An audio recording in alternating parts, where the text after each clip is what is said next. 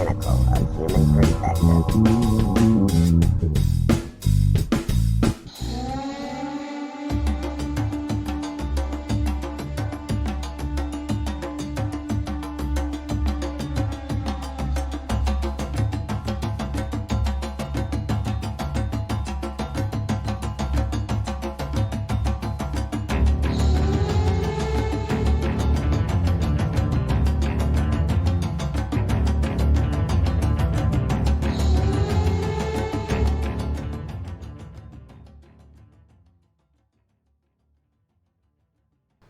Welcome to Unbiased On the Fence. I'm Shane. Thank you guys so much for joining.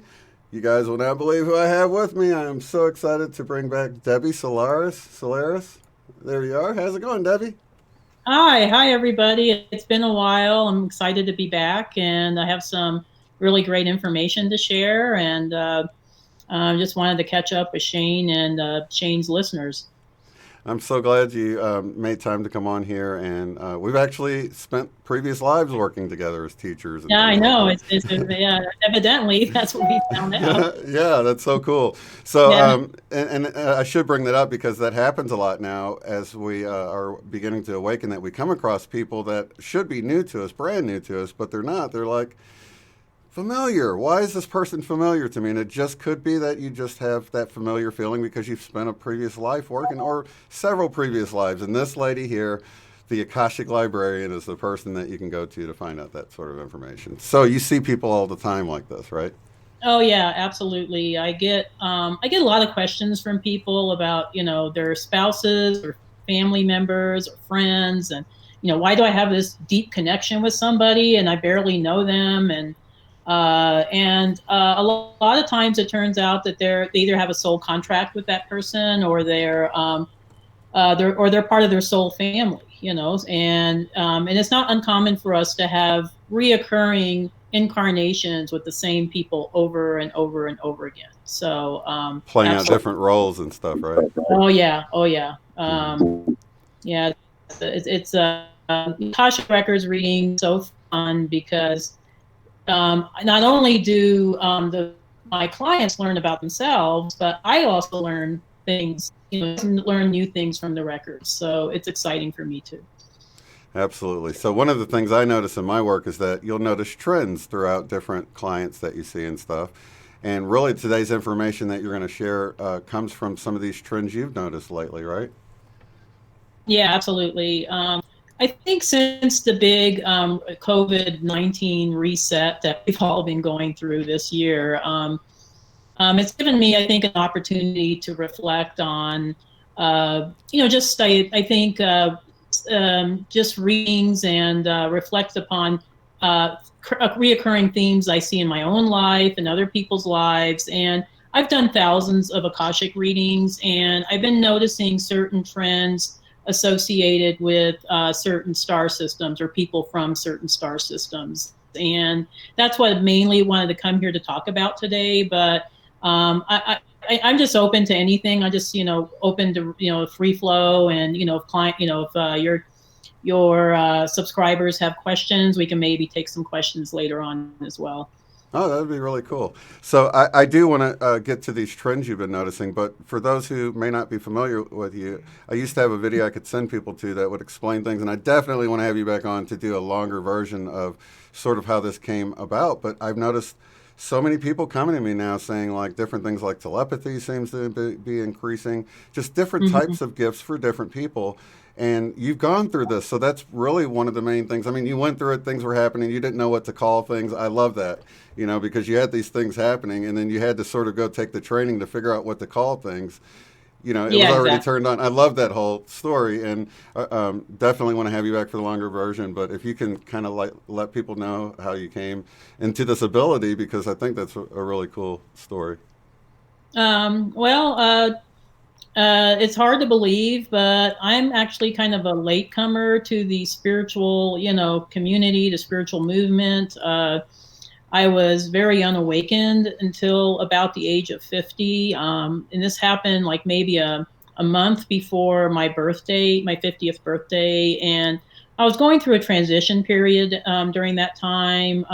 My partner and I were starting to really, I think, commit to our relationship. We were, decided that we were going to buy a house together and move to Castle Rock, which is, it's a small city between Denver and Colorado Springs. And I used to live in Colorado Springs. He lived in Denver. So that was like our compromise was Castle Rock. And at that time, there was a lot of things going on. There was a lot of stuff going on with me personally. I think I was going through a lot of emotions. I was dealing with some health issues. I had chronic back pain and was facing having to have surgery on my back for that chronic pain. And there was a lot of, I think, some residual fears around, making a big commitment to somebody and, moving forward with that. But the main thing I was really concerned about was the state of our planet, just that things are really starting to fall apart. Okay. They were talking about the Mayan calendar. It was a big election year. There was, issues with our economy, issues with the ecology and environment. There were social issues. I mean, I think this is still true even today, but I just was very, very concerned, and I tended to be a worrier person. I would worry a lot, and so one night I had a sleepless night. I was worrying about everything, and I decided to send out and this was, I think, sometime in latter part of May. I sent out a prayer to the universe. Okay, I just sent out a prayer to any higher dimensional beings, any of them that would come our way and hopefully help the planet. And I was actually asking for help for planet Earth. And it was a very heart-filled, very earnest, sincere prayer. I was just mainly concerned about the people and the animals on the planet. And I sent out the prayer to Jesus, Mother Mary, all the ascended masters, all the angels, any being that would listen to me. And then I as kind of like a last thought, I thought, well, if there's any galactic brothers and sisters out there that can help us, I'm sending the prayer out to you too. Okay. And I didn't really believe in extraterrestrials or ETs at the time. I really didn't. I just, my husband was more the ufologist. He was always the kind of the one that would, would get into the aliens and the paranormal stuff. So, but I just thought the last minute, why not? If they're out there, maybe they can help us. Nothing happened for 2 weeks. I just thought, okay, my prayer was heard. Nothing really happened. And then about, I think it was like the first week of June. So it was a little bit of time that passed by. I just had my back surgery. It was a laser surgery, so the recovery was pretty quick. And I was at home and I was getting ready to fall asleep. And when I came back to consciousness, I was in a different reality. And I knew it wasn't a dream because everything was really real. Usually dreams have kind of a fuzzy, kind of vague aspect to them. This was crystal clear. I could see every detail. I could see all the colors. The colors were intense. I knew this wasn't a dream. And I found myself on board an extraterrestrial starship. And I knew it was a starship. I was, I think, just kind of curious, like, where am I and what am I doing here? But the ship was unlike any ship I've ever seen in any of the sci-fi movies. A lot of sci-fi movies depict extraterrestrial ships as being kind of metallic. This ship was definitely not metallic. It was very organic. It seemed like it was made of light. It was kind of shifting and moving as I needed it to. It was kind of guiding me towards someplace, so I kind of just followed along. And it took me to what was called the orientation room. So the orientation room was a big room where it was kind of like a conference room, but beyond that, it was a huge room. I think it was mainly kind of a holographic, kind of like a stage or something. It was really bizarre. I saw these extraterrestrial beings. I knew they were not human. They didn't look human. They were kind of small. At first glance, you would think, oh, these are some really jazzed up gray aliens, but no, they weren't gray aliens. They had the larger heads. Their eyes were bigger, but they had pupils in their eyes. They had more human features, maybe. But I could tell they weren't human at all. Were their bodies as frail as how they depict the Greys, or were they fuller bodies? Um, they were pretty thin. As far as, I mean, I couldn't see them directly because their Right. auras were so bright. They had such high Right. vibration. But they looked pretty thin. But they were wearing clothing. They had very colorful auras. I mean, their auras were really super bright. And and there was something about them that was non-threatening, or I wasn't fearful of them. They were just kind of like, they just emitted this acceptance and love, and it was just a lot of love energy coming from these beings. So I immediately felt pretty comfortable with them. I just and then I was thinking about a question, and I realized, oh my gosh, I'm telepathically communicating with them, because I didn't know what their language was, and they didn't know my. I don't know if they knew my language, but I was just thinking a thought, and they would respond to me, and I was like, and it was in my head, and it was just crazy. I was like, oh my gosh, it's like I don't even have to open my mouth. I can just think of a question, and they'll respond to me. So that was pretty freaky. I mean, for somebody that wasn't used to telepathy, and you did mention earlier that a lot of us are starting to get more telepathic abilities, and I do think that is a result of us transitioning to higher dimensions. But getting back to the story here, so I asked him, so where am I, and who are you, and why am I here? The obvious questions, and they explained to me that they were Arcturians from Arcturus. They had like a holographic, they had a hologram of some sort where they kind of showed me like where their star system was, and they showed me the planets that revolved around their star system. It was So it really almost sounds like it was like a little animation they played for you to kind of show you. illustrate what they were talking about. Yeah, Wow, that's really cool. And it was sort of yeah. 3D presentation they're doing for you right It there. was definitely kind of 3D because Right. it seemed very, very real. I mean, Right. That's so cool. yeah, it was super cool. And they were doing that, I think, because I was asking them a lot of questions. What's happening on Earth? What's the deal with our governments? What's the deal with the religion? And What year was it? This was around, what did you say, 2012, sorry. Yeah. 2012, Yeah. okay. Yeah. 2012. Yeah. Yeah. So they were just kind of, they were answering all my questions, and it seemed like I was there for a while. Hmm. Because they were explaining a lot of different things to me, and talk about being like rudely awoken, awakened to what's really happening on the planet.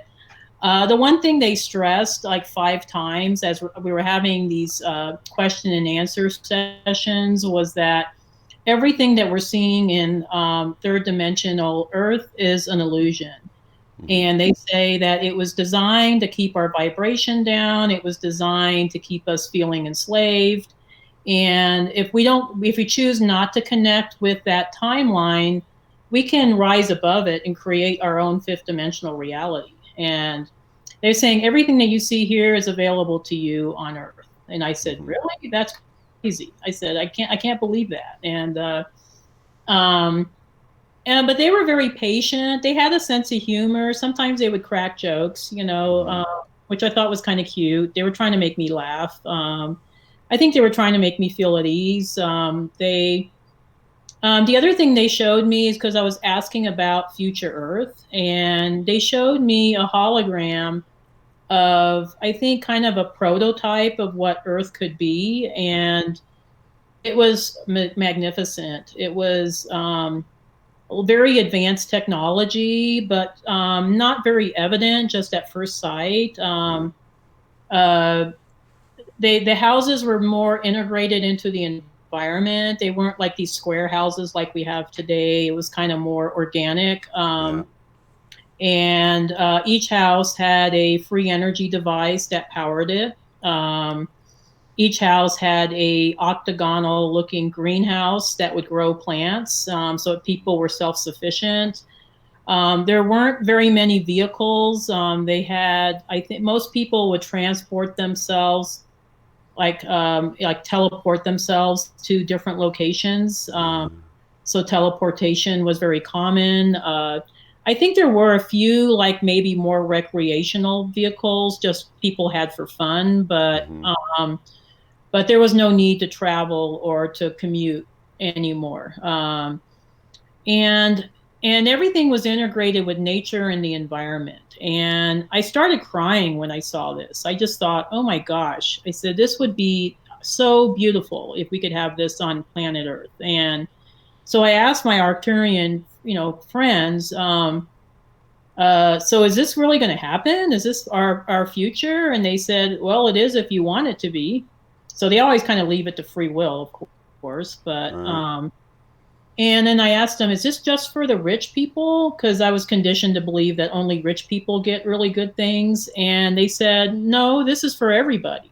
And I said, really? And I was like shocked. And I was like, these beautiful homes are for everybody? And they said, oh, yes, it's for everybody. Yeah, I was like, they were just kind of laughing at me. Like they knew the programming, Right, yeah. We have so much of it. We're programmed to think in terms of lack so much. Really everything's abundant.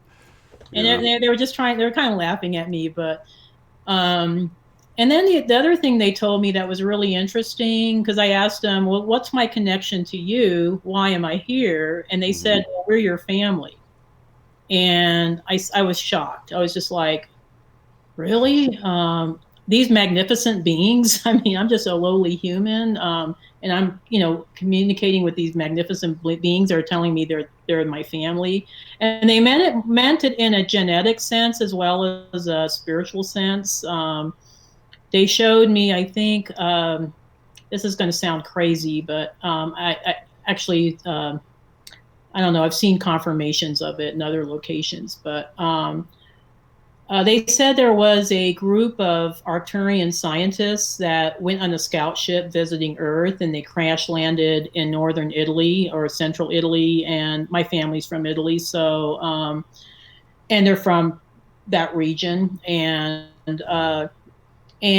they said that they started the Etruscan civilization. It was an experiment to see if they could have a higher dimensional civilization on Earth, and the Etruscan civilization, I think it was kind of similar to the Mayans in that they had this flourishing civilization and then they just disappeared. Nobody knows what happened to them. Okay. They figured out how to ascend and they just disappeared probably. Yeah, they just ascended, I think. And I think a lot of historians will say like, oh, the Etruscans got assimilated into the Roman Empire. I don't think so. I think they completely disappeared, and their language was very different than most of the European languages, during that time. And I am just through, I think, my own family genealogy, there is a connect. We are descended from Etruscans, at least my father's side of the family. So, so there is that genetic connection there, like the Arcturians were saying. And then they said something like, oh, you come from a long line of scientists, historians, and ambassadors. And they were talking about my Arcturian family. Okay, so it's so funny because I see the parallels between the way you describe talking to these beings and sort of being in awe of their brilliance. And it reminds me of like when you read Ezekiel and it talks about this angel coming and he's giving Ezekiel information and he's like bowing. He's like, no, don't bow, get up. He's like, I'm trying to tell you something here. You know what I mean? And it's like, oh yeah, absolutely. Yeah. That same kind of thing.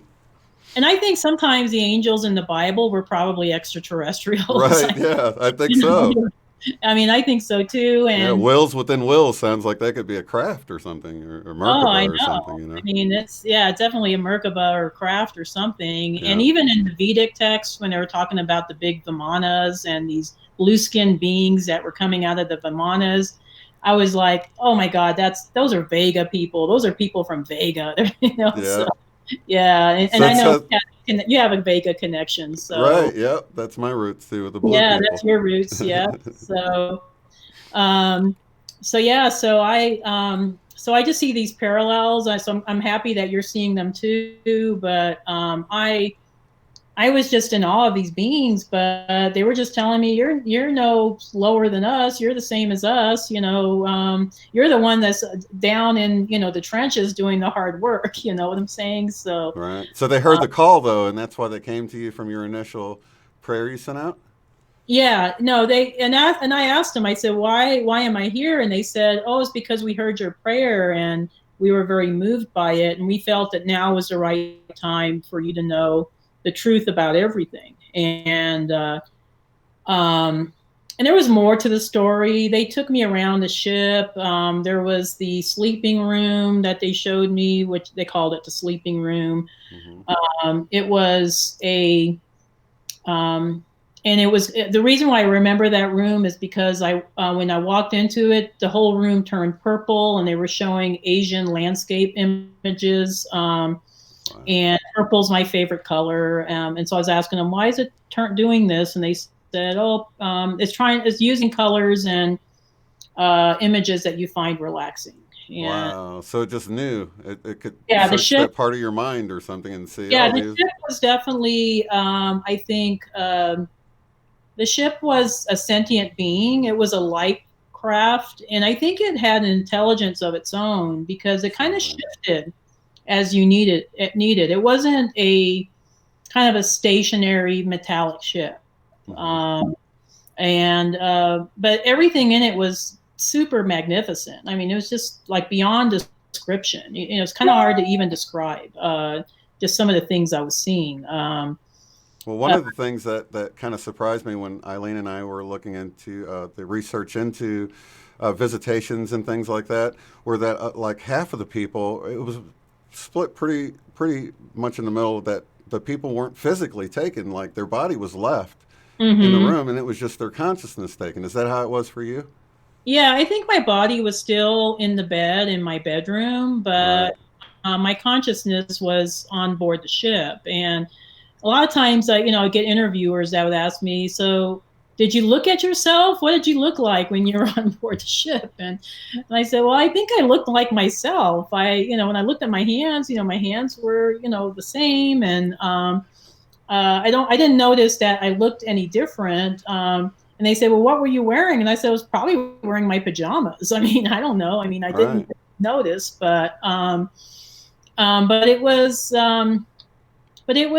just like I was the same, but it was just my consciousness. Like so I call it more of an out of body experience. So your Right. body is still in its original location, but you're having this out of body experience in a different dimension. That is And so this cool. was Yeah. definitely a different dimension. It was I mean, and I think once you experience like fifth dimension and beyond, you can't help it can't help but change your life. I mean, Oh it yeah. just, has such a profound impact on you, and you're not going to be the same person, afterwards. I did have encounters on the ship with other beings besides Arcturians. I did see quite a few Sirians. I saw Andromedans. I saw most of the beings. To me, it was kind of I was a little surprised that most of the beings looked pretty much humanoid. Mm-hmm. There was maybe a few beings that didn't look humanoid, but the majority of the ship, it was, humanoid extraterrestrials.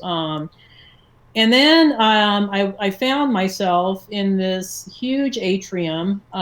It was like the center point of the ship, and it was huge. It had several levels.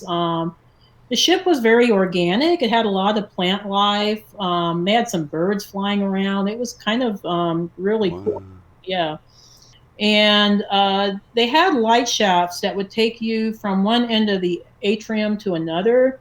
And these light shafts would, people would just go on the light shafts, and it would just kind of take them across the whole space and to another part of the room. It's kind of, I would say space because it was more than a room, but I thought, man, that is really cool. I have to get on one of those. And so I kept stepping on one, and it kept throwing me off.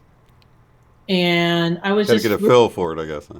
Yeah, I didn't figure it out until later, but I was just like, what the heck? Why is other beings going on this and I can't? And I thought, well, maybe it's because I'm human. And then I stepped on it again, and then I felt myself being caught, and I looked up, and there was this very tall Pleiadian looking being. And for those of people that I think most people know, most of your listeners probably are familiar with Pleiadians, but they're, tall humanoid looking beings that, are quite attractive. This being was very attractive, was a male. I just kept staring because you just, on Earth, you never see beings that beautiful on Earth. Okay. And he had large blue-green eyes, kind of blondish hair. I don't know, maybe darker blonde. Perfect features, luminescent. I mean, you could tell that they glow from the inside out. All right. And even the hair glows, their eyes glow. It's just kind of like, wow, it's like, I mean, the Arcturians glowed too. They had this, these big auras. And the being told me telepathically, don't worry, but you're doing it incorrectly. He said, you need to think about where you're going first, then step on the light shaft, and then it'll take you to where you want to go. And so I thought, okay.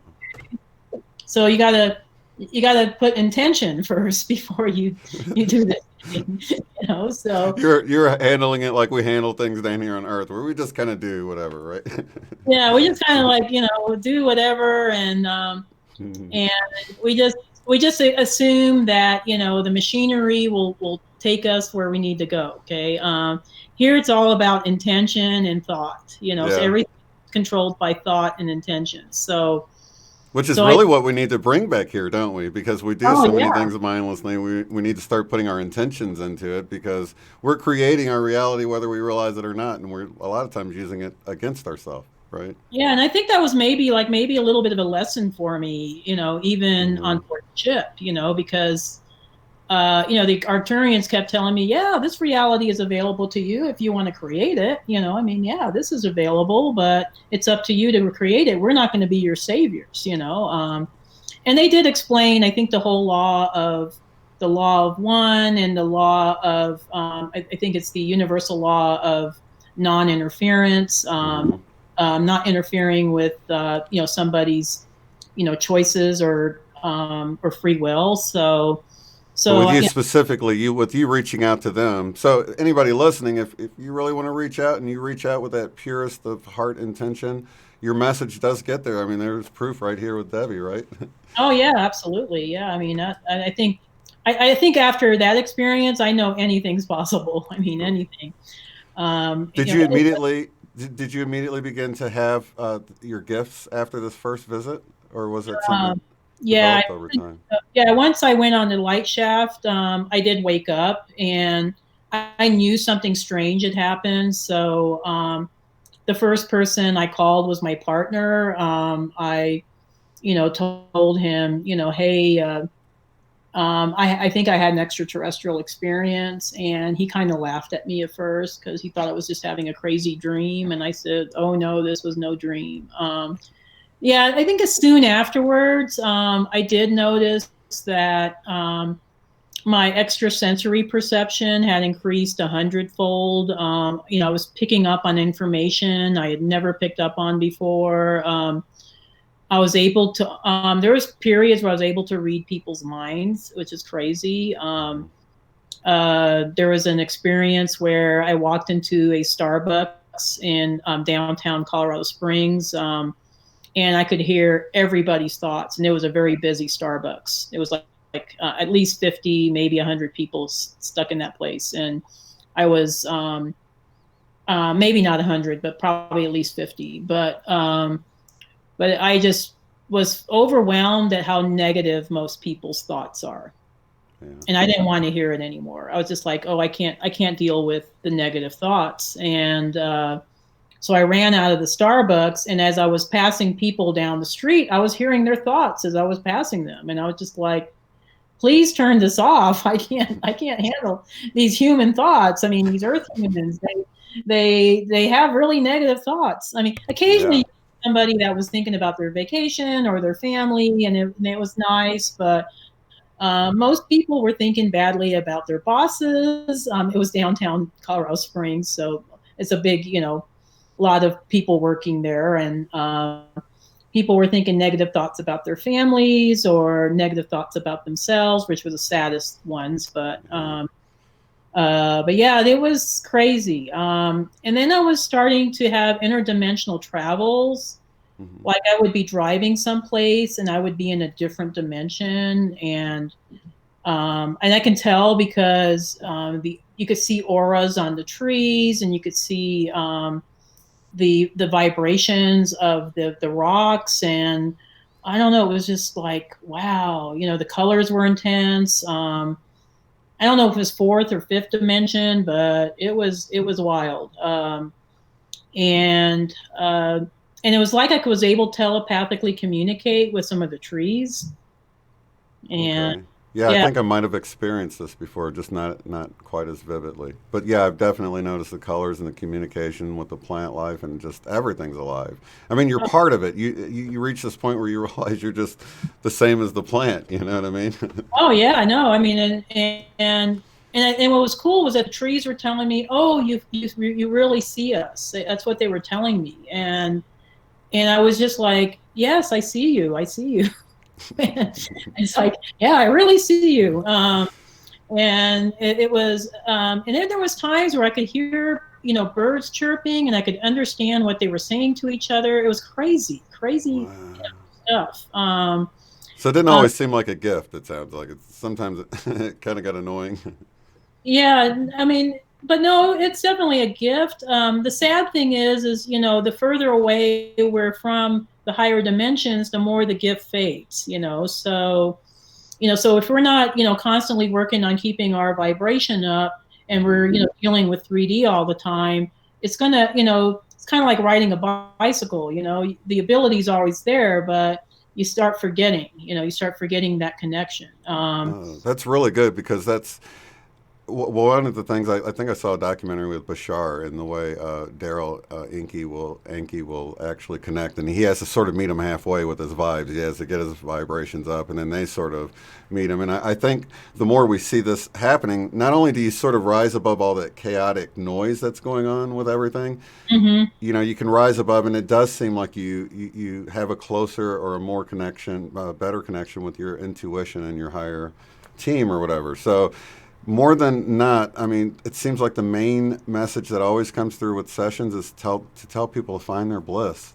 I mean, that's really the main thing. Stop taking everything so seriously. Go paint or do art or write or dance around and do gardening or whatever makes you happy, because that's the most important thing, is to find that happy place, because that's where your connection's sort of outside of the matrix of confusion. Oh, absolutely, yeah. And right. I always tell my clients this, because a lot of them get really serious about their mission.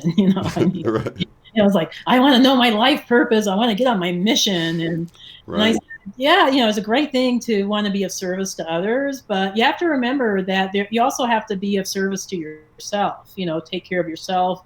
Just do things that make you happy, and in doing that, you're raising your vibration, and you're having an exponential effect on the vibrations of everything around you by doing that. So, so that's another really important lesson too, is not to get too bogged down or too serious about stuff that's going on Earth, or the crazy, stuff that's happening with our government, or the social unrest and all this stuff. Just try to find your bliss. If you want to move to someplace by the beach, go do it. I mean, now's the time where manifestation is easy. It's easier now than it even was a few years ago. And I'm seeing this across the board with my clients that they're like manifesting things immediately. I mean, like before they would be talking about it. Just to give you a really quick example, this is a recent one. I had a client that she was a regular client. I did a couple of readings for her a couple of years ago, and she was telling me that her big dream was she lived in the UK or Ireland, and her big dream was to move to Portugal because she wanted to be by the beach. She wanted to have that, tropical or, more warm lifestyle. And we were talking about it, and I said, I think you should go move to Portugal. I think that's, it's calling you for a reason. So about last month, she contacted me again, and she had another reading, and she said, "Oh, I'm still here in Ireland. I haven't moved to Portugal yet." And I kind of got upset with her, and I said, "What's wrong with you?" I said, "What is keeping you from moving to Portugal? It's there waiting for you." And she was, telling me about her fears. She felt stuck. She didn't know what to do.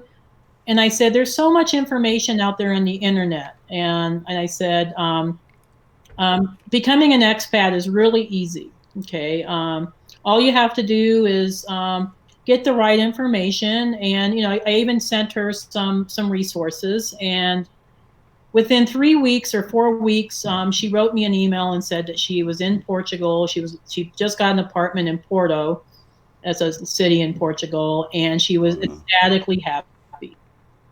Just once she got her intentions straight, once she got rid of the fears, the limitations, she was able to create her dream. Okay, and so this isn't just things that are happening to me. This is things that are happening for everybody. It's available for everybody. And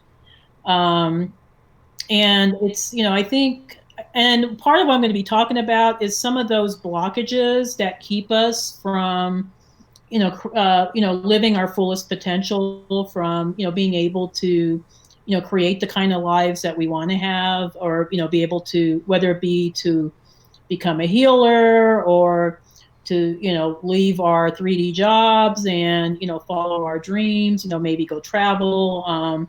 Because it can be scary if you've got a job and it's paying your bills, but you feel like I'm not happy here. I'd rather be doing this. What do you do? Especially if you have to answer to a family or a significant other. Then all of a sudden stakes go up. So I think that's a great topic to cover because that's a big step to take. But I find that when people get over the fear and they take that initial step, it's almost like the motion, the wheels just begin to turn and manifestation begins to happen. But they need to take that initial step, right? Absolutely. To start it. Yeah, that was a struggle I had because I was working for public health. So I worked for local government in Colorado Springs for 18 years. Okay. My background is in science. I was an environmental specialist for many years. And I knew the job was killing me. I knew that, it was a high stress job, a lot going on, a lot of political office politics and political stuff going on with that job. And I knew that, and I was starting to come down with all these illnesses. So, first I was diagnosed with breast cancer. Then I was diagnosed with hyperparathyroidism. Then I was diagnosed with prediabetes and all these other, comorbidities that I think was keeping me feeling sick and I wasn't able to have those, higher dimensional experiences like I used to have. And so I made a plan that, I was going to save all my money from all of my Akashic readings and pay for my early retirement. So the particular agency I was working for had a deal where, if you paid a certain amount per year, you could buy years, but still get your full retirement. Because I had invested a lot of years into the retirement system, and I wasn't going to leave without my full retirement.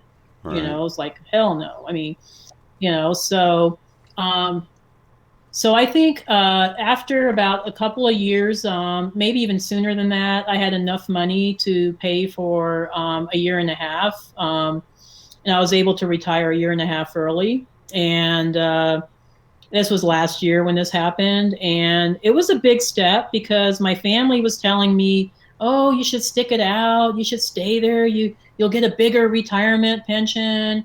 My partner was, fearful about money because, oh, we're not going to get a regular income anymore, and he was like trying to talk me into staying, and I said, "No, I'm not staying. I'm leaving." And I set March 2019 was my exit date. And on March 31st, that was my retirement date. So, and it does take some planning. I mean, it's not, because we do live in a 3D reality, it's not going to be easy. It's not going to be like, like, oh, I can just, imagine something. And so you have to put some action behind it. So yes, it's good to imagine things. It's good to visualize what you want, but you also have to have that passion and also that action, that. So with me, I think saving my money and paying for, doing the service purchases, was a means of me taking action. And then So setting that date was the big step, you know? yeah, that was a big step. Yeah, that was the biggest step, was just setting the date of the exit. And what's interesting is that, my partner was so scared of, oh my gosh, we're not going to have the money, we're going to be, barely scraping by because we're both retired. And I told him, you're being silly. The universe has our back. I mean, and sure enough, I mean, I work maybe less than half the amount that I used to when I had a full-time job, but I make twice as much as money now. And it's so effortless. It's just like the money just flows in. And it's and it, so it was like the universe saying, you know what, now that you're finally working your mission, we're going to support you all the way. So, money is never going to be an issue for you. Okay. And plus I have my retirement and I have some investment properties and so, things like that. So, Awesome. but I do think it takes some planning to separate from a job or separate from a relationship, or maybe to move to a new place like that lady did in my illustration. But it does take some planning. And But it also seems kind of like I'm looking at both sides of it here. It seems yeah. like before you kind of moved into where you resonated better, it's like it Mm-hmm. was playing out in your health, that this discordant energy, this because Mm-hmm. things weren't in harmony with where you really wanted to be in your heart. So it was like playing out in your physical just Health, well yeah. being. And then once you shifted over, which was, I get the tough decision that is, especially all the outside pressure. But once you shifted over, you actually got into that vortex of creation that Abraham Hicks talks about, where things just, you're in that creative mode and things just go easier for you. But it's hard to get there for people, isn't it? Oh yeah, it is. And I, I've been in their shoes. I understand, I get it. Yeah. I have to pay bills too. I completely understand where they're coming from and where the fear is coming from. Because we've been conditioned to believe that, um, we have to rely on a job, or we have to rely on a company, for, our sustenance, for our livelihood. And that's also another programming. I think we have the abilities to create our own livelihoods. We don't need to be aligned with a company. We don't need to be aligned with a job. I'm seeing more and more of my clients becoming entrepreneurs. They're starting their own businesses. They're breaking themselves free of the matrix. So Right. um, so I do know it's possible. So I know I've done it. I've seen my clients do it, and they're living happier lives. And it's kind of interesting how once you solve one issue, it seems like it solves other issues. So Mm-hmm. some of my clients might have relationship issues, and then they get aligned with their right kind of work, the work that brings passion into their lives, and then they find the right partner, or they end up moving to a really great place, or there's so many, I think, aspects that I think have this kind of exponential effect Yeah. on It's on it's it's almost like you begin to magnetize those higher vibrational things to yourself when you're absolutely. resonating at that.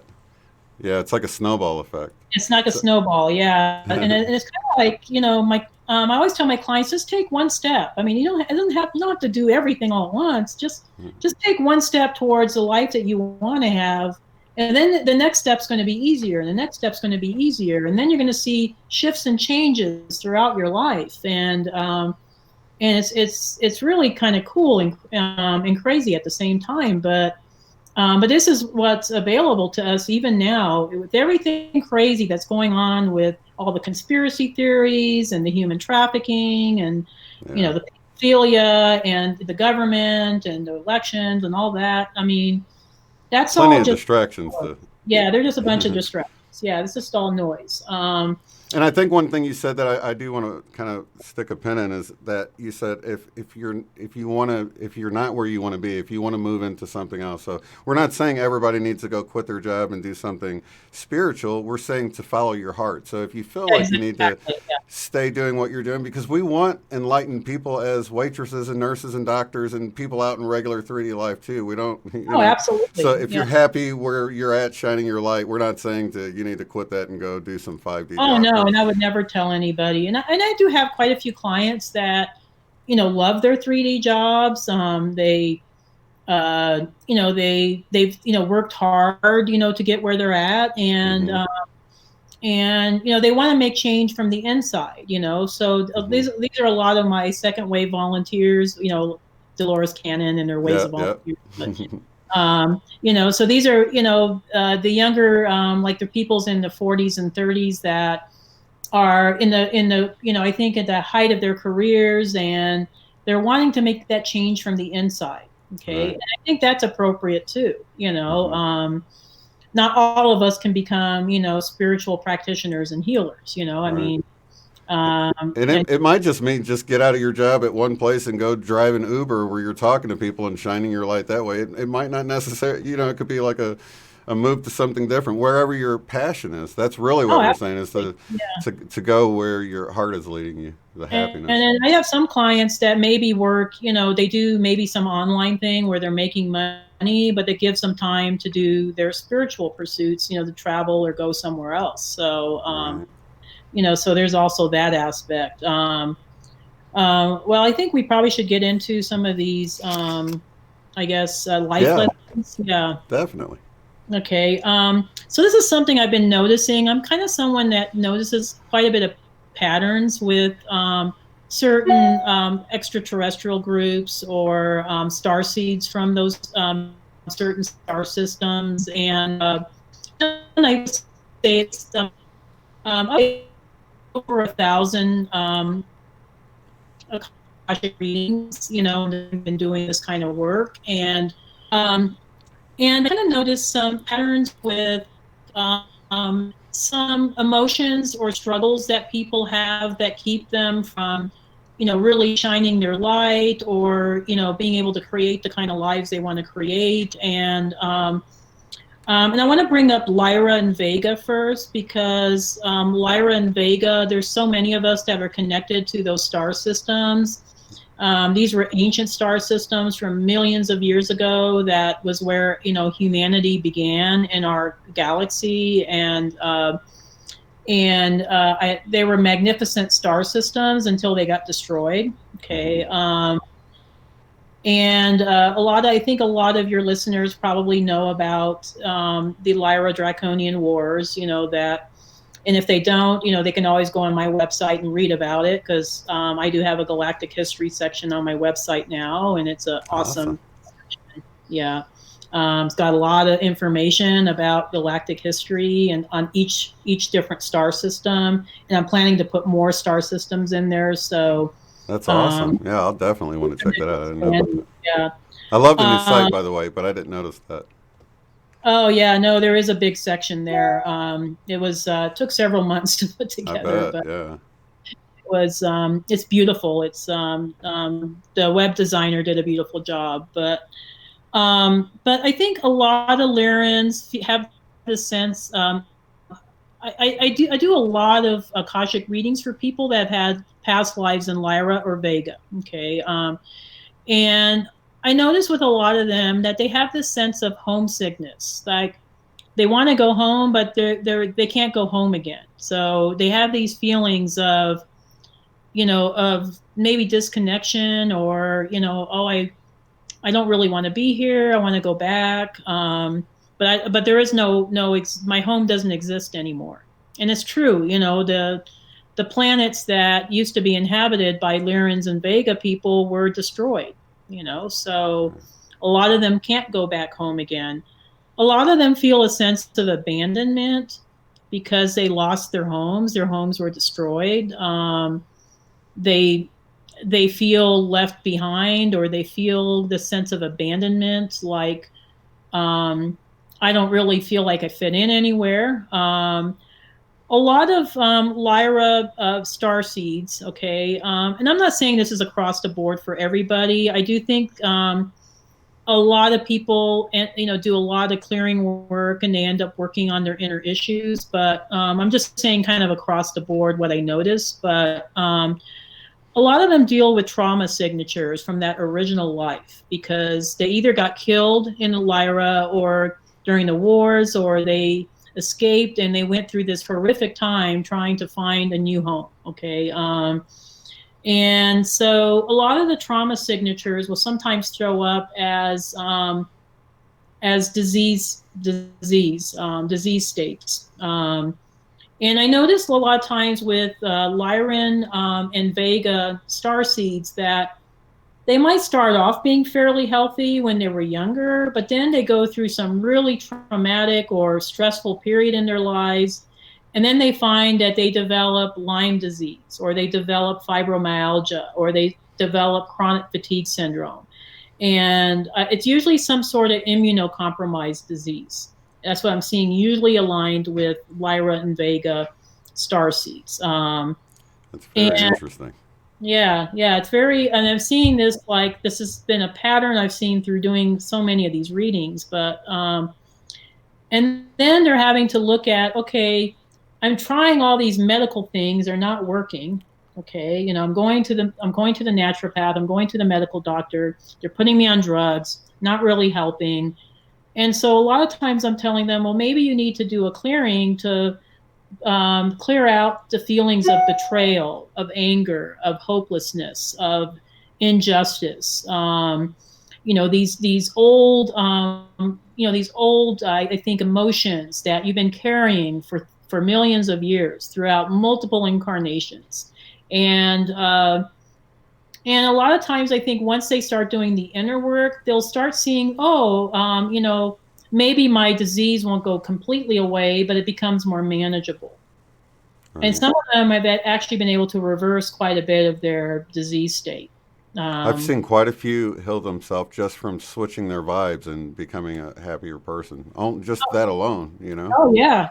And I think it's just, releasing those old emotions, the old programs, so this is what I'm noticing with Lyra and Vega starseeds. We're going to move on to Pleiades. Okay. So we're going to hit like most of the major star systems, but as many as we have time for anyway. But Pleiadian starseeds were descendants of Lyrans who escaped Lyra, okay, during the wars. So they too carry some trauma signatures. Okay.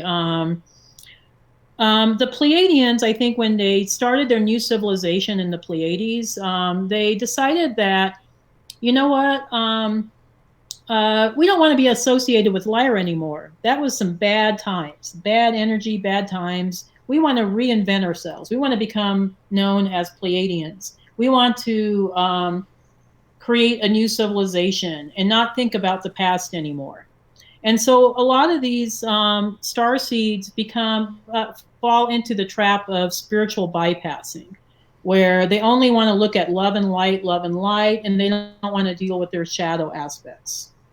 And so then they have this imbalance between, their dark aspects of themselves and the light aspects. And some of them struggle with the dark aspects of themselves.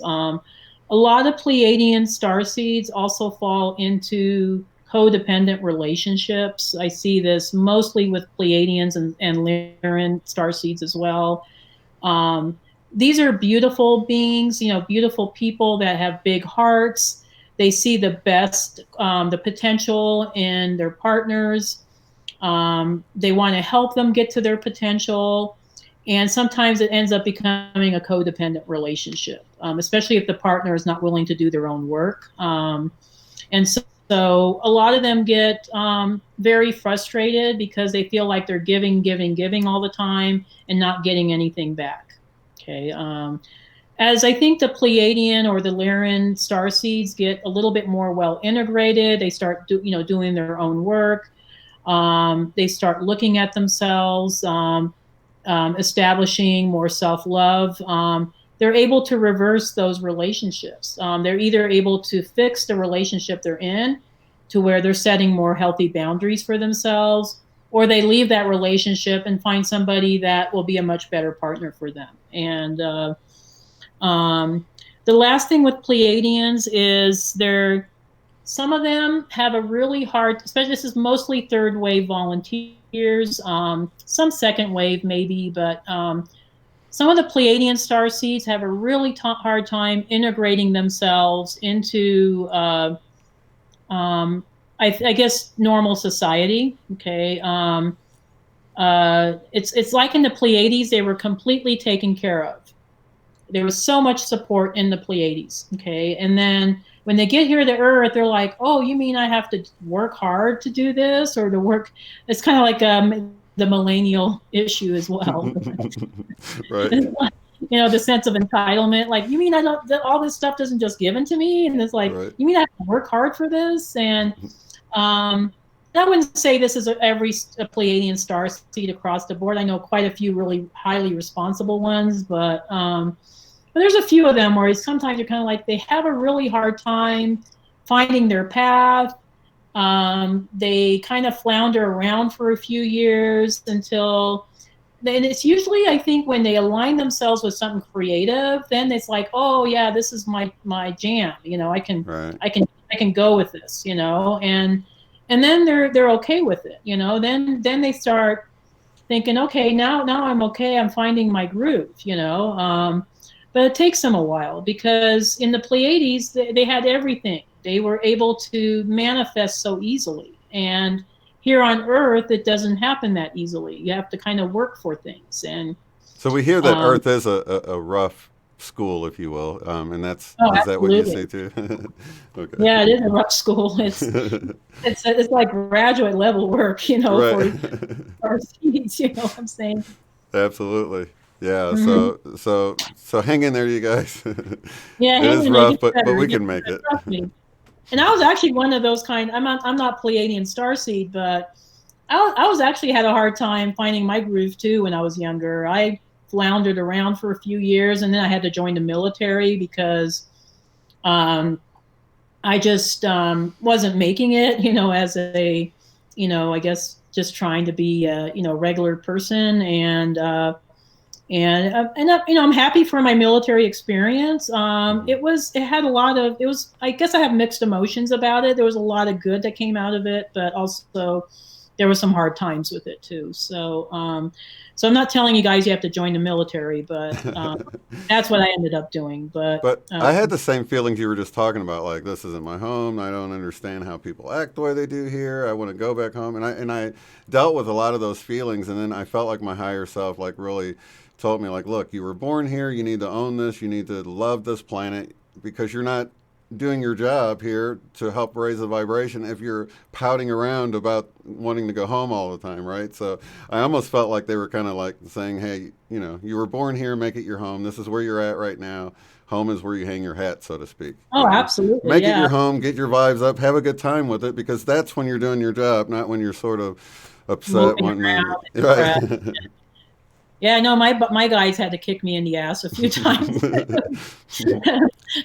They were like, girl, they say, okay, you don't want to be here. Okay, now you're dealing with breast cancer. You really don't want to be here. This is your out, And I was like, no, I guess I really want to be here. And don't you feel like Yeah. Don't you Oh, feel it like is that's open. why Yeah. why a lot of us deal with health issues later? Is it sort of a wake up call, like a catalyst, like the law of one talks about? Like maybe we Yeah. haven't quite fallen into where we need to be, so all of a sudden this wakes us up because maybe we're not spending enough time at home or too much at work or whatever. No, absolutely. Yeah. And I think the breast cancer was a catalyst for me to really start separating from my 3D job. hmm It was telling me there was a toxic environment. I wasn't really working my mission, and and I deserved much better. I deserved a much better life than that life.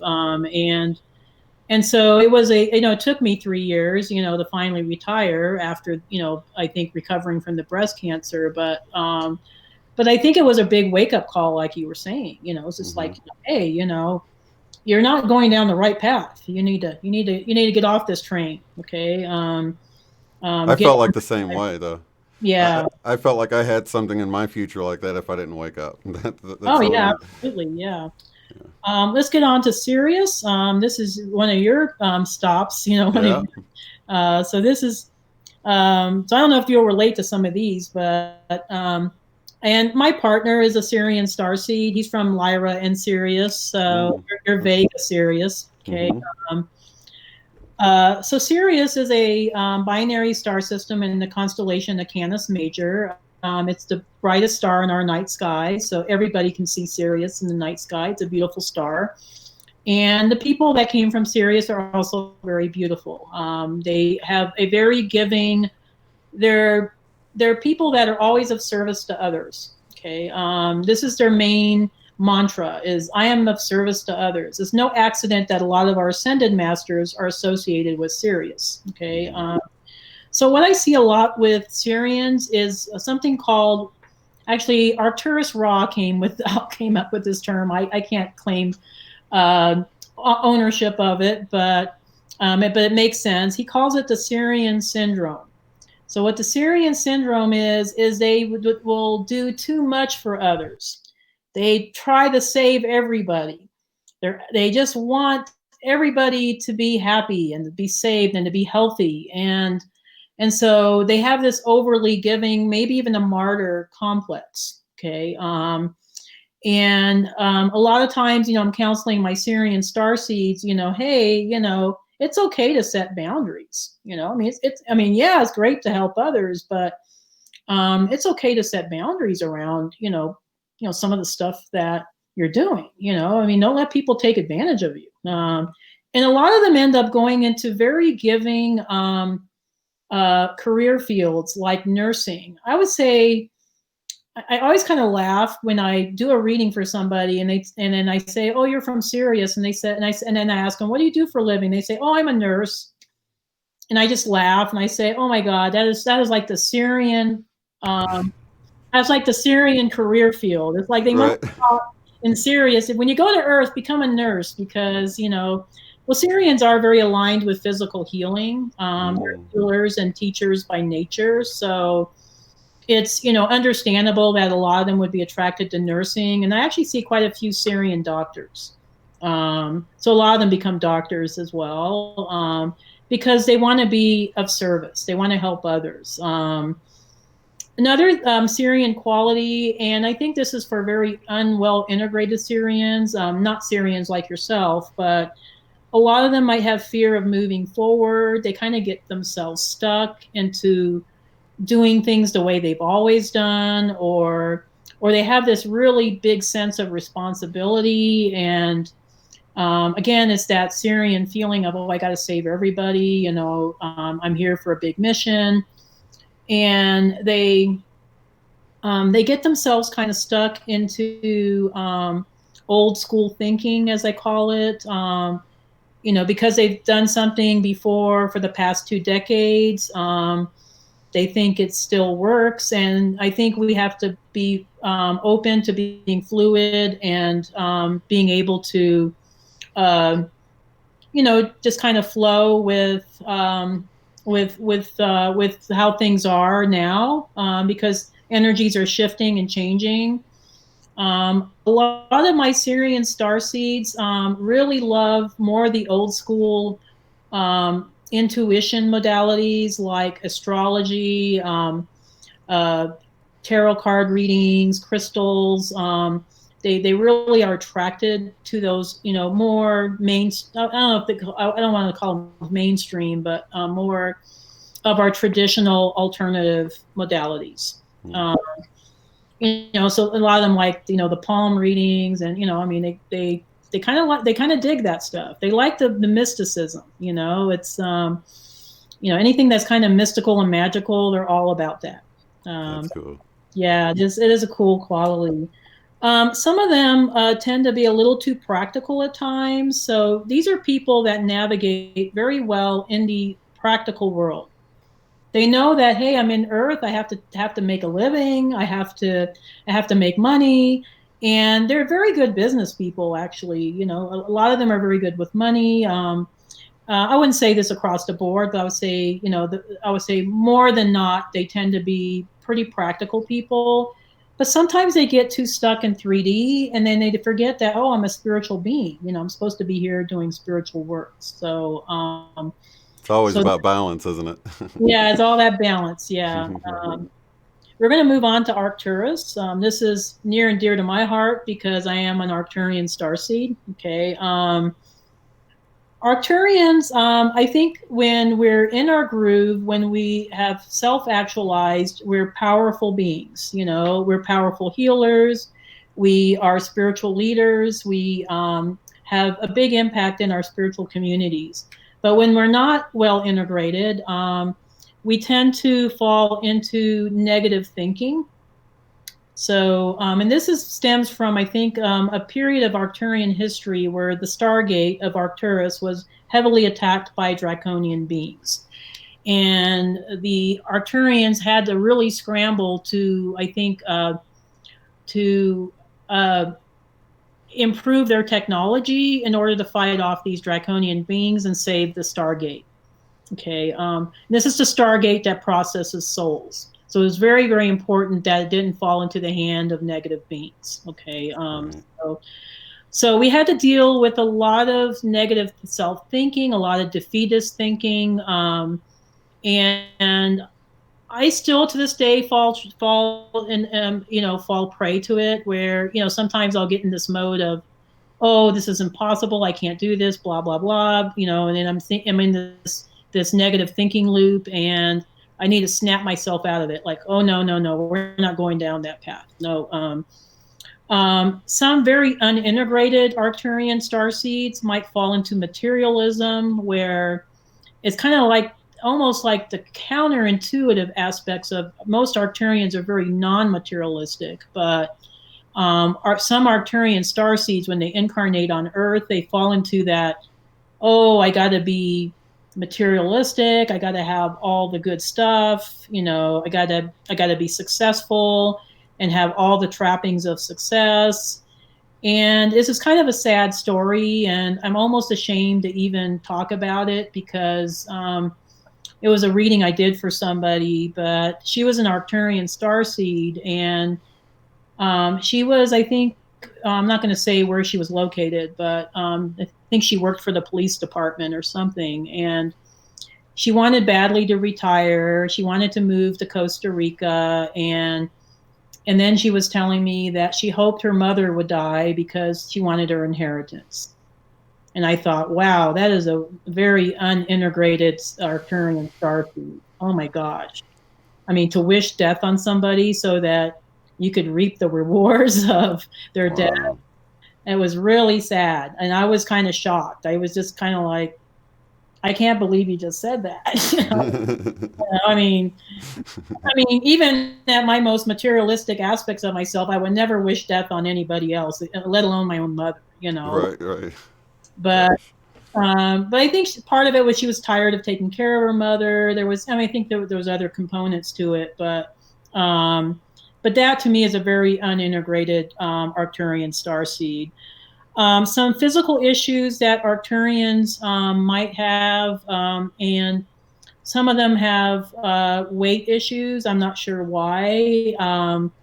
Some of us have endocrinological issues like hyperthyroidism or hyperparathyroidism, or some weird some weird ass disease that nobody normally gets, the Arcturians will get them. Okay. Cancer is also a big one. I see a lot with Arcturian starseeds. It's because our genetics isn't well integrated to planet Earth. And so I think we're a little bit more sensitive beings, and so we pick up on toxicity more readily than maybe some other starseeds.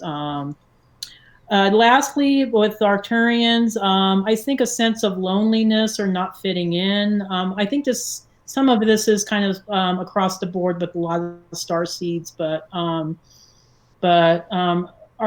starseeds, we tend to be a little quirky. We have a different perspective, and we just sometimes don't feel like we fit into places, and so we're like the stereotypical nerd or introvert. Okay,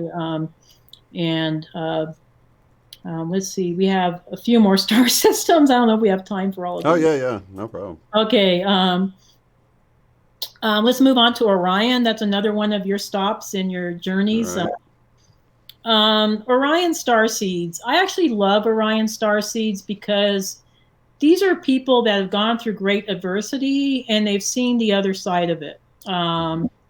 They're extremely resilient souls. I really love Orion people. I have great admiration for them because they came from duality consciousness and they managed to convert their star system to a light system. Okay. Which is what we're trying to do here on Earth right now. But but they do have some struggles. Okay.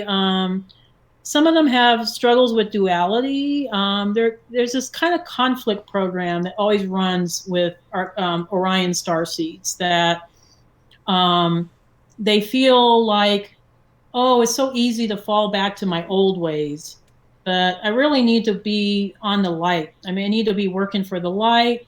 And sometimes they just fall into bad relationships or bad habits or bad situations because it's what they've known from past lives. Okay. So I think there's always this kind of conflict of, oh, I want to be of the light, but boy, it sure feels good being in the dark. Okay. I do see quite a few entity attachments sometimes with Orion starseeds because they've had lifetimes where they had to work alongside reptilians or gray aliens or other beings, and sometimes they didn't always work for the light. Okay. This was in their past lives in Orion, and so they've had hitchhikers all these lives, basically. Oh yeah, no, I do a lot of clearings, and I do clear a lot of attachments. Yeah, and it's usually energetic, but sometimes you'll see like, oh my gosh, this is a reptilian attachment. It's like, wow. Yeah, so like, oh, this is or they have some sort of contract with great aliens or something, So it can range, huh? I mean, I've heard of sometimes people having an attachment of another soul that sort of got attracted to that person's light and has been kind of clung to that person for years or something, where someone else might have like clung to the person purposefully in the beginning. And it's just sort of riding on them on purpose or whatever. So there's a whole range of why somebody might have one of these energetic attachments to them. Oh, right? Yeah, absolutely. I always call them, I think there's a term for it, negative interferences or discordant spirits, but I always call it the dead relative syndrome because usually it's relatives or some ancestor or something that's attaching to you because they don't want to transition because they're afraid they're going to go to hell or something. Right. I've heard that too. It's almost out of ignorance. They're just scared. It's like, hey, I'm cool here. I'm just going to hang out here, and they'll do that for all these lifetimes, and it's like, wow, that's like, oh yeah, that's why I think you get these phenomena, these paranormal phenomena where there's ghosts or other entities that are kind of hanging around. Yeah. And a lot of times they're very easily, I think once you know that you have an attachment and you go through a clearing, either with me or with somebody else, they're usually very easy to let go of. It's like you kind of have to gently guide them, towards the transition. Okay. Right. Towards and there's others on the other side that will help them too, usually, right? And these. Oh yeah, absolutely, yeah. Right. yeah, a lot of times if you bring in, some angelic help or, Hmm. their, other relatives, it'll help them transition. But I do see entity attachments a lot with Orion star seeds. The other thing I see is kind of, I think they're not able to break free from old programs Hmm. because there was a lot of, I think, there was a lot of struggles in Orion. It wasn't an easy star system to be in sometimes because there was so Hmm. many wars and conflicts. I always like to kind of compare Star Wars to Orion. I always kind of bring that up, Hmm. but to me, that's like the perfect description or movie series that kind of depicted what Orion was probably most likely like. Right. So I think George Lucas must have had some massive download from Orion and decided to create movies or something. But Totally. two more things: just toxic shame and self punishment. So because these people have had lifetimes where they maybe had to work with reptilians or work for the dark, they might have some shame around, maybe they were involved with human trafficking in Orion, in the Orion system. And so they're trying to work out some shame from those past lives, maybe they even fall into self-punishment programs because they believe they need to be punished. And these are usually easily cleared through a clearing as well, so not like you're stuck, having to continuously run a self-punishment program. Okay. Right. Um, which brings us to Andromeda. I'm going to focus on Andromeda, the constellation first, and then Andromeda Galaxy, because they are two different locations. Oh, okay. A lot of times I hear from Andromedan starseeds, like, I don't know much about Andromeda. I don't know anything about myself. I want to know more about, my home. And I always tell them, go on my website or, listen to some of my videos on my YouTube channel or look up Alex Collier because I think he's definitely an expert on Andromeda. Okay. But Andromedan starseeds, I think, have this sense of nonconformity. Okay. So these are very proud, very people that value free will and freedom above everything else. Hmm. And I think a certain amount of nonconformity is great. I'm not saying that we need to conform to, but I think sometimes it could be detrimental if you're trying to navigate in a 3D world and, either trying to get a job or trying to get a partner or something. Okay. Right. And the women especially tend to have very high standards when it comes to partners. They don't want to just settle for any Joe Schmo, which I can't say I blame them, but so a lot of times they struggle, finding that right partner because they want somebody that's as strong as they are, that's powerful, that's enlightened, that's spiritual, and that's kind of a tall order, especially here. Yeah, it is. Okay, it's kind of like, and they want him to be handsome and rich and everything else, and it's kind of like, okay, all right, you're not asking for a lot, A lot of times, No compromise, right? yeah, but a lot of times I tell them, you know what, I think you should have high standards, but also understand that you're here on Earth and that, you're not going to find this, perfect male paragon, Right. and it's usually the women, it's not so much the men, but, And the uh, less perfect they are, the more excitement there is, right? The more yeah, learning experiences, we'll say. yeah, no, and I think it's sometimes, my partner is enlightened and he's awake, but he's also, I think, very human. He's kind of, he's Syrian. He's kind of a stick in the mud sometimes, but I know I love him, and I love the, I think some of those qualities as well. It's just who he is, Right. but sometimes we just have to kind of learn to compromise. Okay, Yeah. so yeah. The other thing with them is sometimes they come across as aloof or arrogant because they're very self-confident people usually, and they tend to have. I think they're kind of shy, or they're just not willing. They're not super outgoing people usually. So But it can kind of come across like they're stuck up when really they're yeah, just, exactly. yeah. I got Yeah, you. so they come across as being a little stuck up or arrogant, and it's really not truly who they are. I think that a lot of them are actually quite humble and very loving, giving people, but they just kind of give off this air of, oh, I know it all, or I'm smarter than you, or I'm better than you, and it's Hmm. really kind of a false facade. I got A you. lot of them also tend to be loners because their vibration is so different that they don't find usually people that are of the same vibe. Okay. Hmm.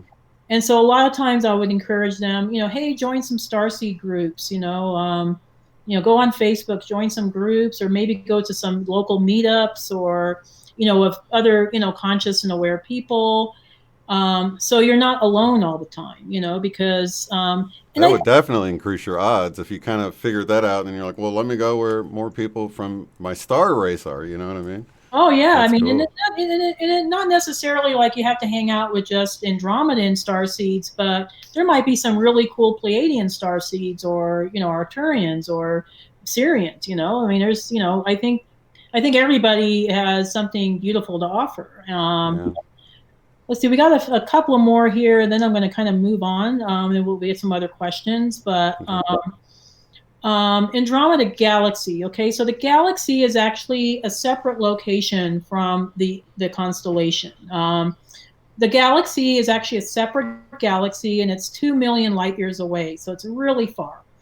But somehow there was a few Andromeda Galaxy souls that, when the Milky Way separated from Andromeda Galaxy, they got kind of sucked into the Milky Way, either willingly or unwillingly. Okay, I get a few of that Right. unwilling. Okay, but so then they're kind of like, what am I doing in this strange place? And why is everybody so different? And so there's a lot of this feeling of, I don't want to be here. I don't know what I'm doing here. They feel like they're unable to fit in. They have this separation anxiety because they remember what it was like when they first separated from their home of origin. And so they just feel this constant anxiety around this feeling of being separate from source or separate from their soul group. And a lot of them, I think, have this feeling of escapism. Like, I just want to get the heck out of here. I don't want to be Yeah. here. Um, I know a and lot of people in our community like that. So, yeah, I do too. and the impatience and stuff, you know. Yeah. Alpha Centauri, I'm going to do two more and then that will be done here. Alpha Centauri is our closest neighbor to Earth. It's in the Centaurus constellation. Um, and I do get a few star seeds from this star system. These people were highly technical. Okay. These were people that were very much involved with science and technology, and they had, I think, some involvement with our governments in, I think in decades past. So with Alpha Centaurians, I find that they're either attracted to working in technology, or when they incarnate here on Earth, they decide, you know what, I want to do something completely different. I want to become an artist or something. Okay. And a lot of them are teachers as well. I have an aunt who's an Alpha Centaurian starseed, and she's a preschool teacher and loves it.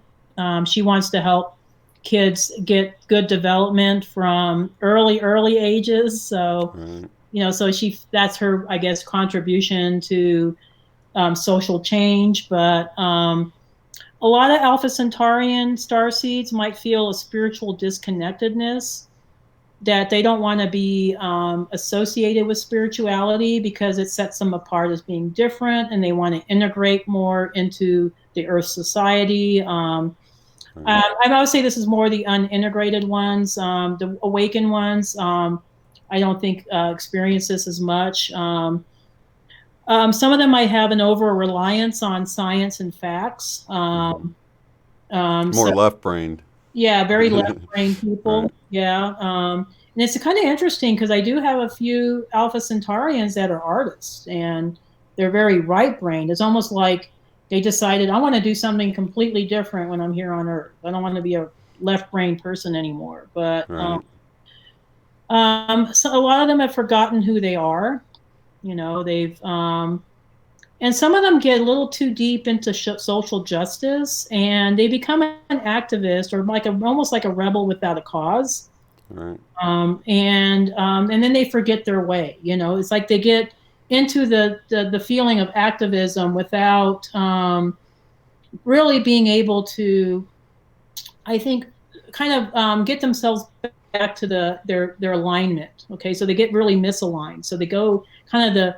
I think it's good to have causes and to make social changes. I think that's badly needed here, but sometimes you can go overboard with that. Or you And can sort of get caught up in the actual activism and not so much the cause anymore. Kind of, just the action. It sounds like you're saying. yeah, exactly. And the last star system is actually not a star system. It's actually people that came from a different universe. I do see a few of these folks. The Doll people and Doll, they were an ancient Nordic race that came from a different universe.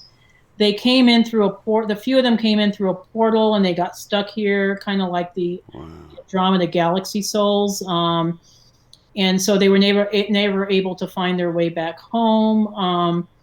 And a lot of them ended up settling in a star system called Aldebaran, which is in the Taurus constellation. And Aldebaran is kind of an interesting mix of Lyran refugees and Doll refugees, so they have qualities of both systems. But I do get a few star seeds that fall in this category, and a lot of them feel extreme homesickness.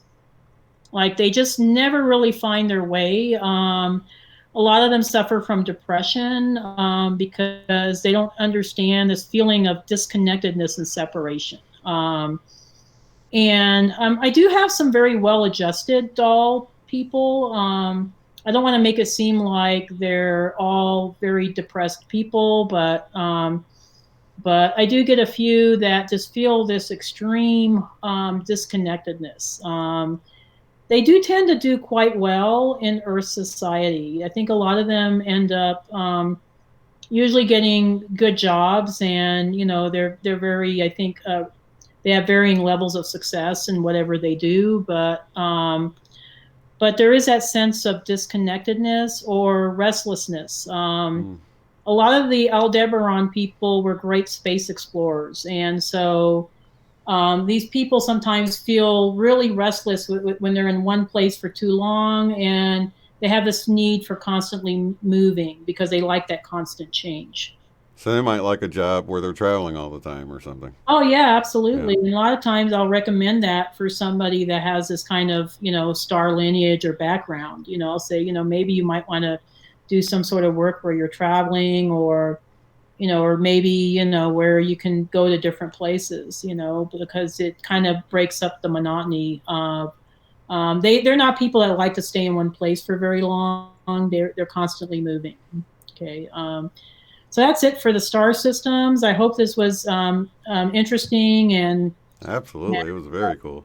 yeah, interesting for people, and maybe I think we're all during this time, now that we're, going through the COVID-19 and we're going through supposedly the second wave, which, I can go on about that, but I won't. But Maybe I need to talk to you after we go up there because I'd like to hear I what I'm know I'm seeing. just like, I'm just like, I don't know, I'm kind of rolling my eyes, um, but I, um, but I think a lot of us, because we've been at home and because, we've been taken off our normal routines, it's enabled us to look a little more deeply into ourselves, and maybe some of the old emotions and programs and feelings that are coming up, Yeah. and it's calling for us to, maybe clear those out and to make changes, in our normal lifetimes, in our normal lives, where we're just making, maybe it doesn't have to be big changes. It can be just maybe small changes. Maybe we decide to pick up a meditative practice, or, maybe we go hiking in nature more often, or, or we don't keep ourselves so busy all the time. We allow ourselves some downtime, and I've noticed a lot of that where people are actually enjoying the time off, enjoying the time with the family, but also people who are, ready to get back to work, ready to get things back to normal.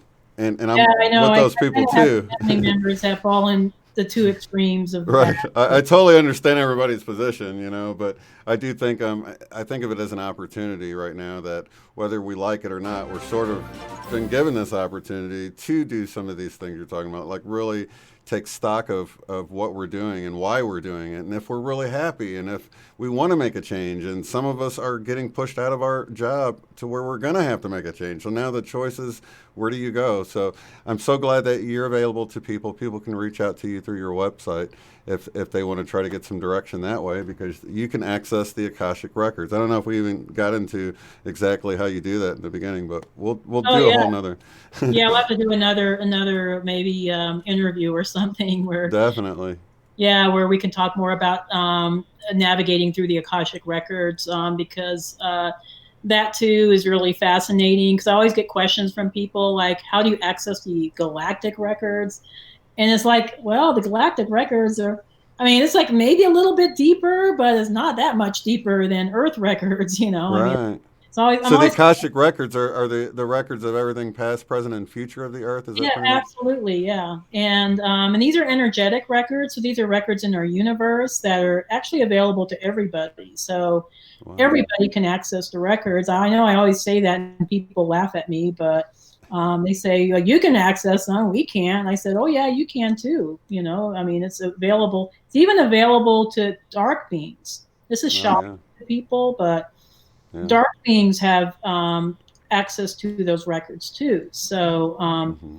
you know, so they too can get information on things just like I can, or other people that access the records do. So, Are you able to go deeper though? Like when we did our session, or when you do sessions with people, people give you permission to open. You don't just go looking through people's books like that. Is that how the dark does it, or can they um, only see so much, or do you know yeah, how that works? I'm not sure. I guess they must get permission because I think it's an even playing field Right. on some From the level. higher self or something maybe? Yeah, but Because ultimately the bad guys are still the Satan, if you will, the adversary. They're there to the serving a adversaries, role yeah, too, exactly. right? But I think what happens with them is if they use the information negatively, if they use it, to hurt other people, then they Hmm. have to reap the karmic repercussions of that. Right.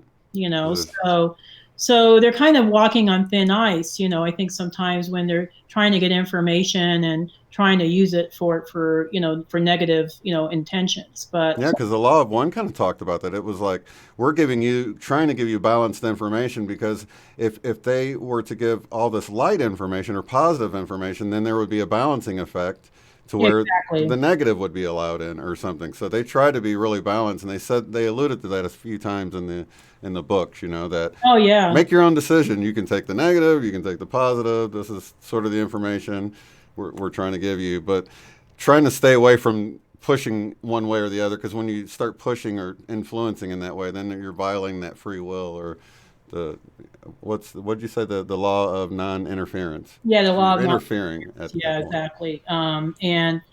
And there's still beings that still try to break that law. I mean, even today, even as we speak here in the United States, I'm sure there's politicians that are trying to break that law. So so it's always, they're always trying, and then they don't realize, there's a karmic repercussion for that. Yeah. And a lot of times it does catch up with them, but Oh yeah, definitely. Yeah, and they don't realize that it's happening quicker and quicker now, I think, because I'm seeing plans just fall apart the moment they're like launched. I'm like, this is getting really obvious now. I can't really talk about anything because they don't allow us to, but the plans are failing left and right. yeah, You can see it. exactly. Yeah. People are waking up. And I do get some clients that are very fearful around, things that are going on. And I tell them, why are you fearful? I said, we're here to be spiritual warriors. Yeah. We're always connected to the divine. We always have the light. There is no fear. I mean, it's all illusion anyway, and Mm-hmm. yeah, it does appear very real. I mean, they're Right. talking about mandatory vaccinations and, chipping everybody, and, you're not Right. allowed to do this if you don't get chipped, and all this other crazy stuff. And, um, Sounding biblical, I think. But I think that's what's waking people up. They're like, hey, this is sounding like Revelation. I need to look into this a little bit more. You know yeah, what I exactly. Yeah. mean?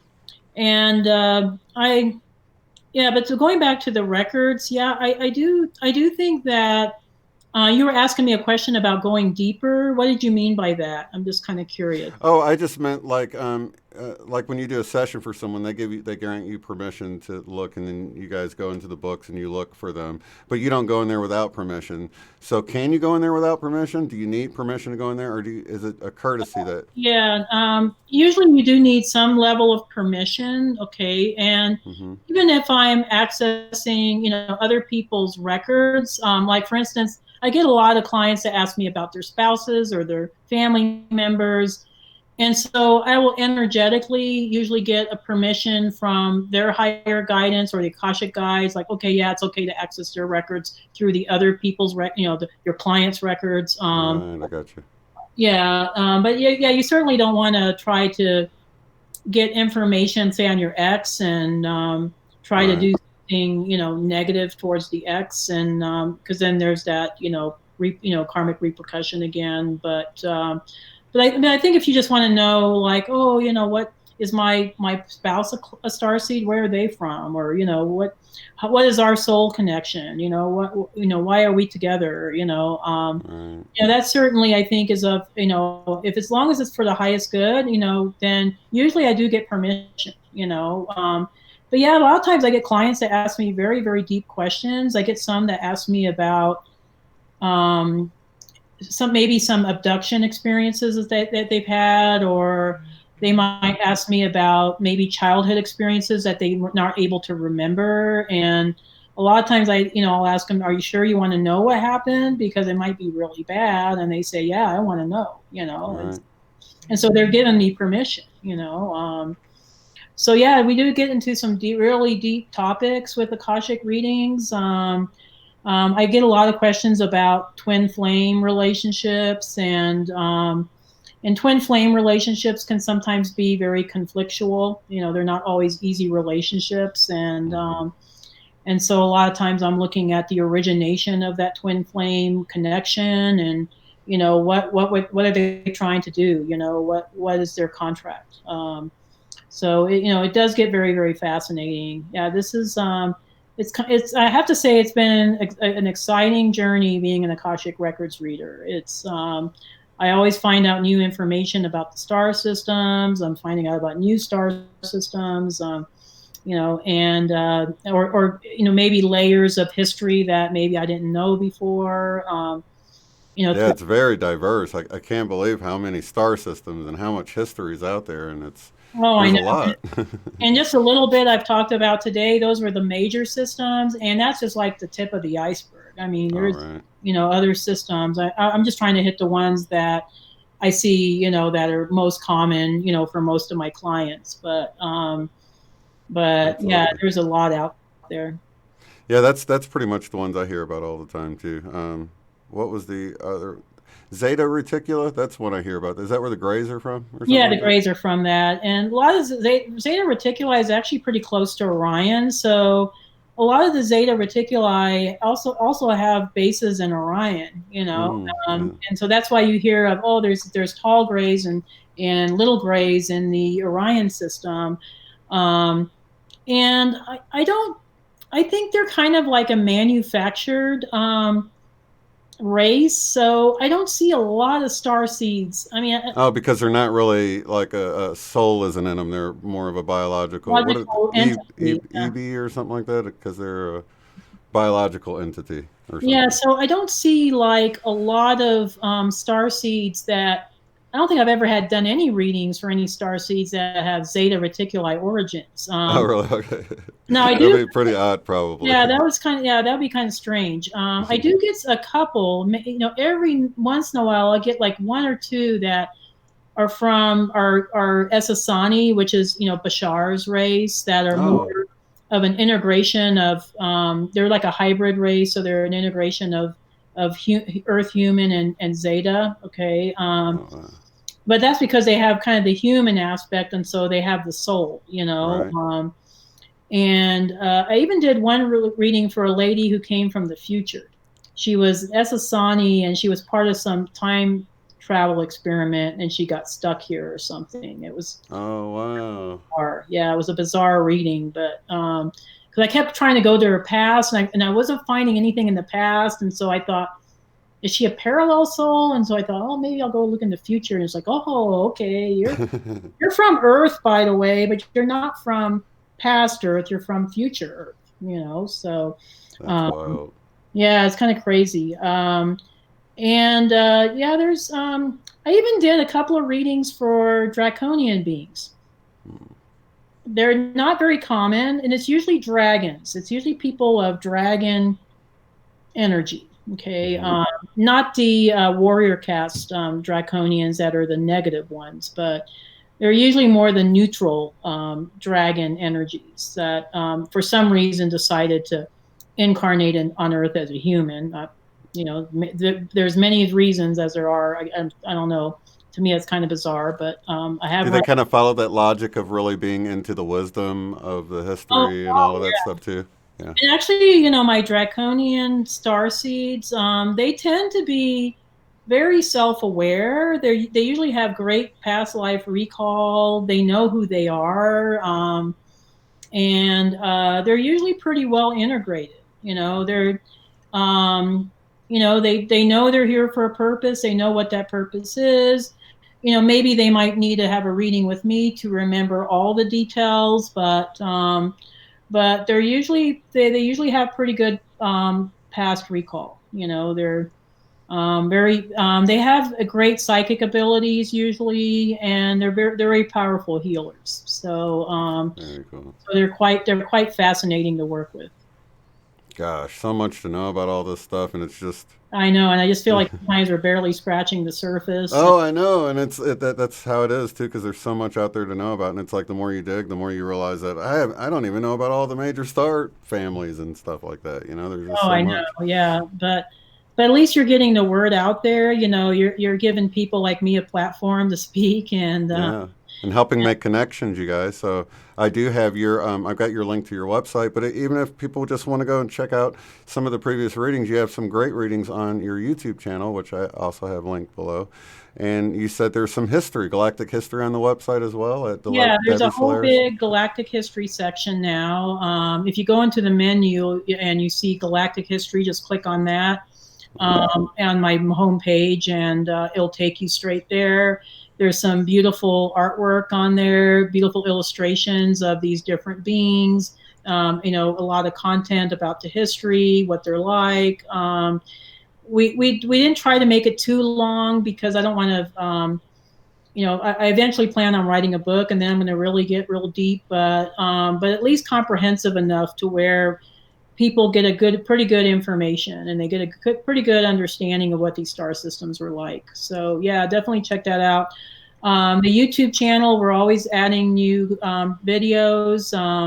I try to add at least 2 a month, and I wish I could do more, but you know, sometimes I have to get permission from clients to use their material, Right.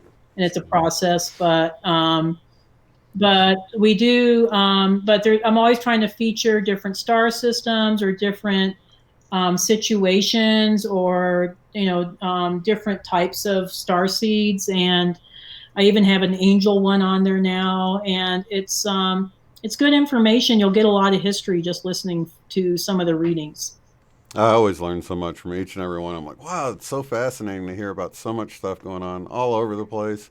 And then for people to be able to reach out to you and find out a little bit about themselves, because that was so cool.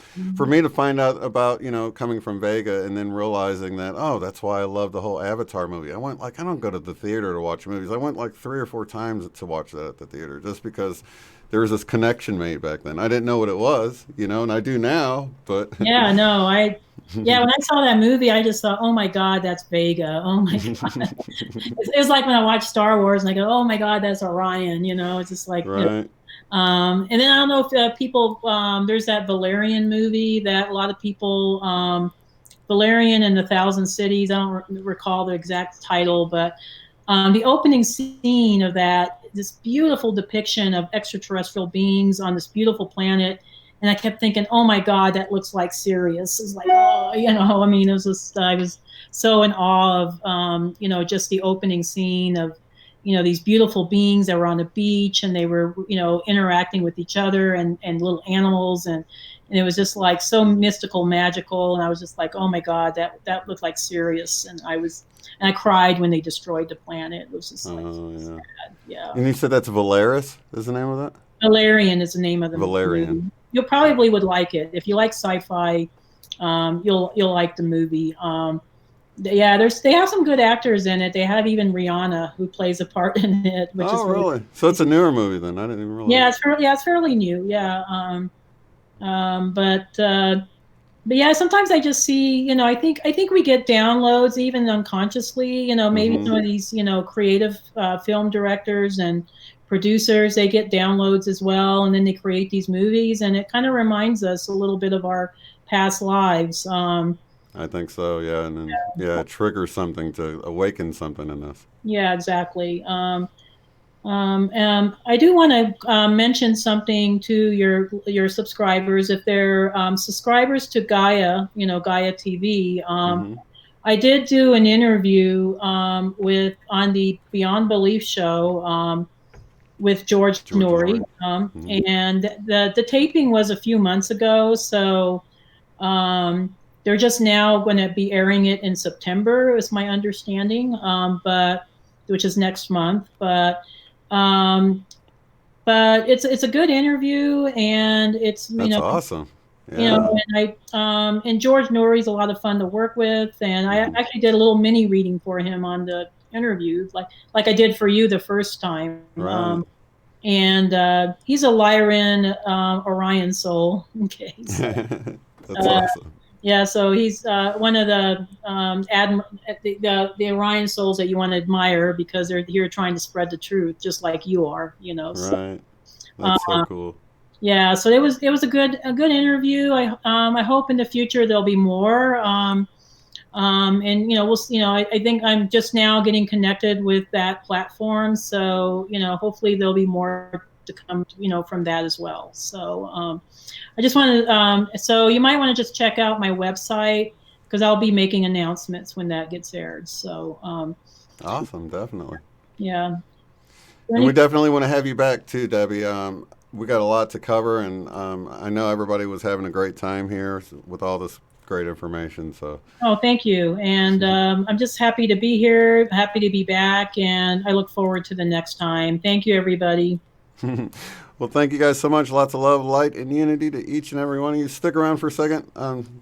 Debbie, I'm going to close this out. Okay. Be sure to check out the website at uotf.net. There you will find the live stream schedule displayed in your local time right there on the front page. Below that, you'll find links to take the Beyond Quantum Healing course at a discounted rate, purchase our book, Mandela Effect, Friend or Foe, in paperback or ebook, or to contact me to schedule a BQH session. At the top of the site, you'll find links to help support the work I do, access the free private forum where you can discuss organizing get-togethers in your area, Mandela effects, and more. Thank you all so much for being here.